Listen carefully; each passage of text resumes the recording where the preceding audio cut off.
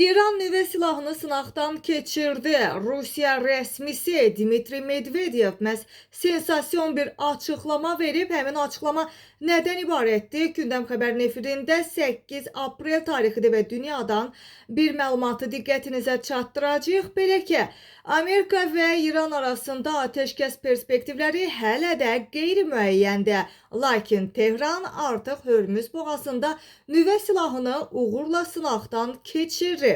Gündəm xəbər verir ki, bu barədə Rusiya mətbuatı məlumat yayıb. Belə ki, aprelin 8-də Rusiya Təhlükəsizlik Şurasının sədr müavini Dmitri Medvedev bu barədə məlumat verib. Rusiya rəsmisi özünün məhz X sosial şəbəkə hesabında İranın strateji imkanlarını metaforik şəkildə şərh eləyib. Hətta bununla da dəstək xarakteri daşıyır həmin paylaşım. Paylaşımda isə fikirlər bunlardan ibarətdir.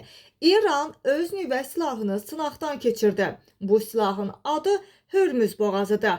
Onun potensialı tükənməzdir deyə Dmitri Medvedev X sosial platformasında belə bir paylaşım edib.